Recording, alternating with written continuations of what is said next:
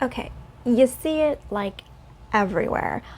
Every YouTuber, every author on YouTube, they all have, come outline your book with me, outline your whole novel in sticky notes. Now, if you're like me, I'm sitting over here going, what the heck is outlining? Stay tuned. When you want with me, I'm free. Hi everybody, thank you so much for joining me on my channel. If you are new here, welcome. Here is where I talk about all things self-publishing and how you can have your book self-published. While I am now in the process of getting my debut novel published, self-published, it will be out April 19th, 2022, and I hope you will check it out when it comes out. So, and also, if you have not subscribed to this channel, I do want to welcome. I have 3 new subscribers that said who they are, and their names are and I'm sorry, I hope I'm saying your name right. Wayulula Tompkins Hairston, welcome to the channel. Infinite Human Productions, and Lori Brewer, thank you so much for joining. I hope that you will continue to support the channel, and welcome to this great big self-publishing family. So if you have not subscribed to the channel, I do hope you will subscribe, because you will get a shout out on my channel. Just make sure that your name will come up. It is available for me to see, so I can give you the shout out. So outlining, oh my gosh, everyone and their uncle talks about outlining your novel, and with it being NaNoWriMo month, in a way, outlining, I never understood how to do an outline. I knew how to outline like lists and things, but never a whole novel. Never.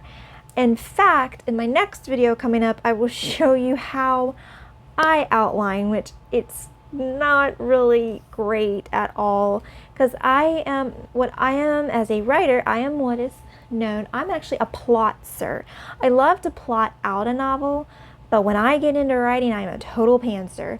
I write out the main ideas, but the main topics, but I don't go into detail. A lot of people, when they outline, they go into huge, massive details, right down to the dialogue, and they stick pretty straight close to it. Me, I do not. I can just have an idea with writing fiction, I can have an idea for a scene just come in my head, and I'm like, oh, I really like that, I'm going to add that to my book. And I don't want to say it's like a filler, but it will add to the story, and it just seemed like, I'm like, oh, that's perfect. It would add to it. But like I said, I do love to plot. I love plotting in the beginning stages, and sometimes even during the middle stages when I get kind of bogged down, I'll have to sit down and actually make a plot. But I don't go into a story just totally cold turkey. I do outline a bit. I'll show you how I outline in my next video, but I do want to show you how, I'm sorry for reaching over, guys, how I should possibly outline, and I hope that this will help you guys too. And it is actually from my workbook here, How to Turn Your Idea into a Novel, which you can get for free. There's a link down below. All you have to do is sign up for my newsletter, and you will get this for free in your email, and you'll be subscribed to my newsletter, where I talk more about my book and where that is going, and how, more details on getting my book out there, just a little bit more depth around my story than just here on the channel. The more kind of general is what I do. But I will show you guys how in the previous video we talked about the premise, how you can have a premise for your book, and so in this second is going to be, we're going to talk about outlines, and this is what it will look like, and they call these actually the major beats of your story. So we'll I'll take you guys in for a deeper look at this. You'll be able to see it, and what I like about this too, it's not just for plotters. It is good too for I don't know much about pantsers, because I don't know if you're a pantser. Let me know, how do you work? Do you just get in there cold turkey and it comes as you write? Like I said, I'm a little bit like that when I get into the story, but I do like to have kind of like where I'm going with it. So this will help out tremendously too if you are a pantser. If you're a plotser like me, this will be good. And if you're a plotter, trust me, you will love it. But also, like I said, being either a pantser or a plotser, this keeps it kind of just the main ideas. I will say, spoil alert, we're going to be covering the Hunger Games. So if you have not seen the Hunger Games, read the book, seen the movie, big spoiler alert, because this is going to cover everything. So just a fair warning. So here we go.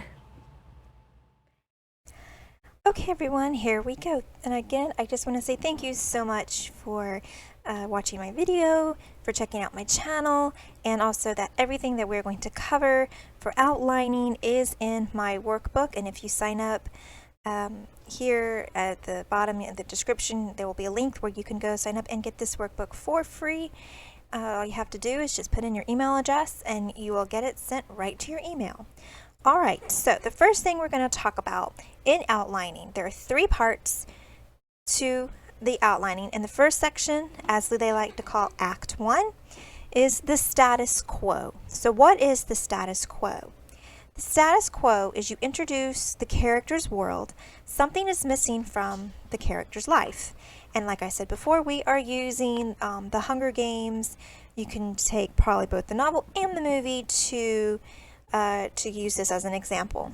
Okay, so in the Hunger Games, we are introduced to Katniss Everdeen, and she lives in a bleak world of poverty and she's in hunger, but I said hungry, sorry, but they are hungry.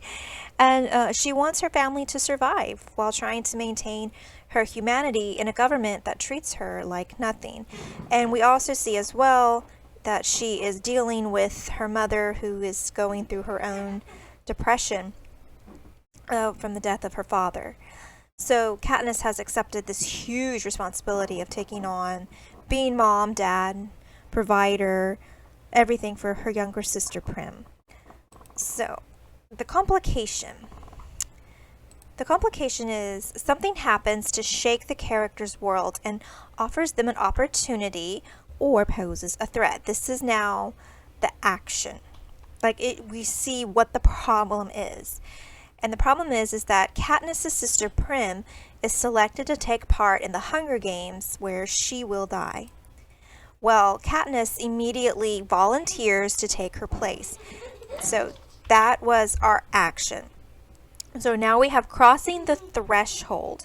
So we're crossing the threshold, and that is the character crosses some kind of barrier, which means it is not possible to return to their old life. This is the point of no return. And so Katniss travels to the capital and enters the Hunger Games. So that is the end of part 1, and now we're in Act 2. And that is the New World. Act 2 is really where we get into the huge action. The first part was we're setting it up. Now here we go. We are in the main arena here. So we have the New World is the character is now in a new and unfamiliar situation, trying to navigate new rules and challenges. And that is Katniss must battle for survival while she's ingraining herself with the public trying to get sponsors. And she's also, she's training, she's filling out everybody and all of that for the games. Next is our external obstacles. The character must face a series of conflicts, each increasing difficulty and stakes. Some they will win and they will lose. That's up to the writer. And in Hunger Games, Katniss must contend with the other tributes, betrayal, fireballs, and tracker jackers. So the temptation is, let me see, did I put it? I didn't put it in my notes. But of course, we know what temptation. The hero will be faced with that temptation, whether to take it or not. And Katniss' temptation, Katniss is a capable hunter, and she's suited to surviving in the arena, but she can't really fully do it unless she has to kill somebody. She actually has to kill somebody. She can't just hide out. I think that was her plan all along.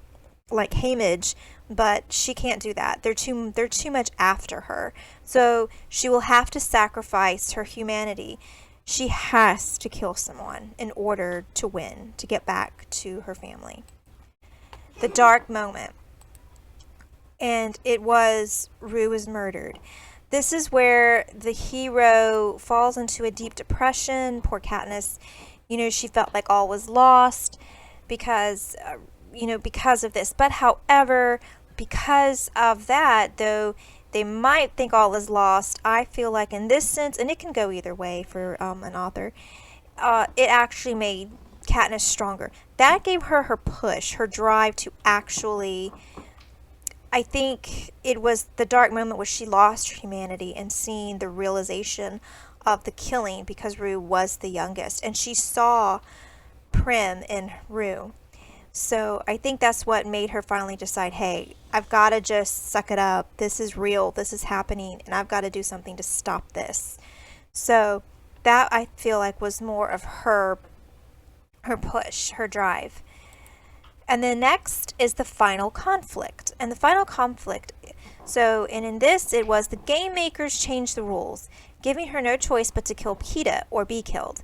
She refuses, threatening to commit suicide, sacrificing her own life instead.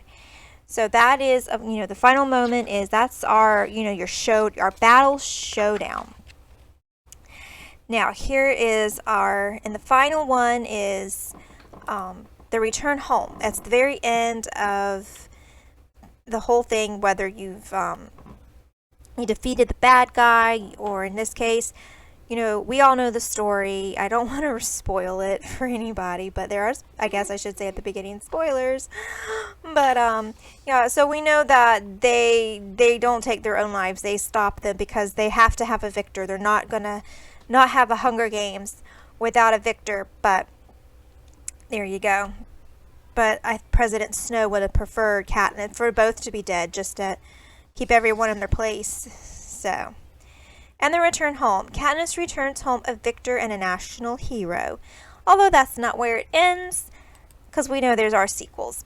So that is it, guys. So that is how you can outline your novel using these beats, as they call them.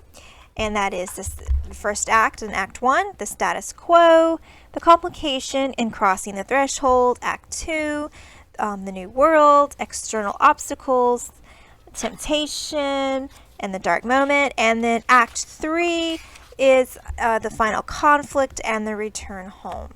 So I hope this helps you guys out with outlining your next novel. Please, again, like I said, sign up for my newsletter and to get my free workbook where this is covered, and it can help you guys in your writing. So thank you guys so much. Please do leave a comment down below. As I've always said, you will get a shout out if you leave a comment, and if you subscribe, you will get a shout out as well. Comments get at the end of the video, you will get a mention of the leaving a comment. But if you do subscribe, if you're a new subscriber, you will get a vocal shout out. Okay, thank you guys so much, and I hope you have a good day. Bye.